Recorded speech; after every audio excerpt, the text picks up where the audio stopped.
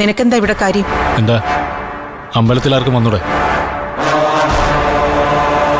ഇവിടെ തന്നെ ഇത്ര കൃത്യമായി വന്നതുകൊണ്ട് ചോദിച്ചതാ. ഇവിടെ എന്നെ തകർക്കാൻ നിങ്ങൾ കൂടോത്രം ചെയ്യാൻ വന്നതല്ലേ? എന്നിട്ടെന്തായി? ഉടനെ എങ്ങാനും ഞാൻ ശിരസ് പിളർന്ന് അന്തരിക്കോ?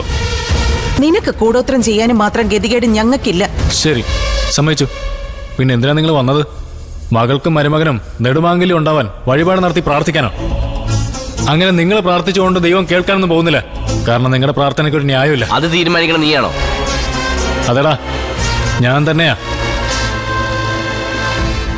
വല്ലവന്റെയും കൊച്ചിനെ വയറ്റിട്ടുണ്ട് നടക്കുന്ന ഇവിടെ അതറിഞ്ഞു വെച്ചുകൊണ്ട് തന്നെ താലി കെട്ടാൻ യാതൊരു ഉളുപ്പും കാണിക്കാത്ത നിന്നേക്കാൾ എത്ര ഉയരങ്ങളിലാടാ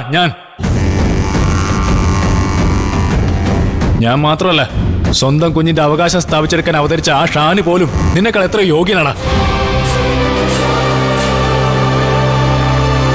നീ ലോകം കണ്ട ഏറ്റവും വലിയ ക്രിമിനലാ. പിഴച്ച പെണ്ണിനെ കെട്ടിട്ടാണെങ്കിലും കോടീശ്വരനാവാന്നുള്ള നിന്റെ വ്യാമോഹം ലോക പരാജയമാടാ നീ.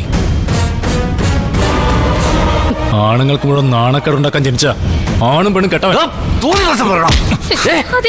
എന്താ പറഞ്ഞ നീ? നാളായി നീ തുടങ്ങിയിട്ട് വേണ്ട വേണ്ട നിൽക്കുമ്പോ പിന്നെയും വന്നിട്ട് നീ എന്താണ് നീ പറഞ്ഞേ? ഞാൻ പറഞ്ഞ സത്യമല്ലേ? എന്ത് സത്യം?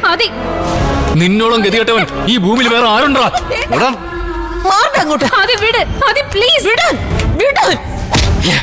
പറഞ്ഞു മാറേണ്ടത് ഞാനല്ല, ഇവനാ ആന്റി. എന്റെ പെണ്ണിനെ തട്ടിയെടുത്ത ഇവൻ. നിന്റെ പെണ്ണോ? നീയല്ലേ കുറച്ചു മുമ്പ് പറഞ്ഞത് ഇവള് പിഴച്ച പെണ്ണാണെന്ന്? പിഴച്ച പെണ്ണിനെ നിനക്ക് എന്തിനാടാ?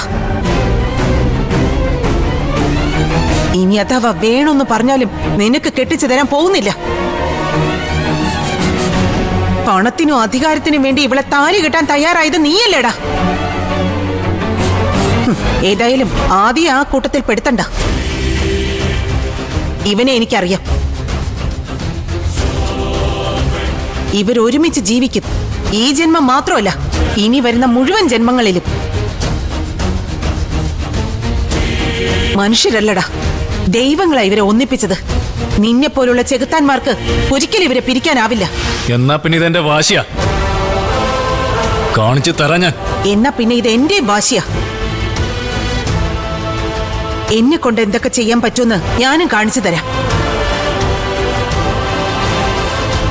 നോക്കി നിൽക്കാതെ വാ പിള്ളേരെ.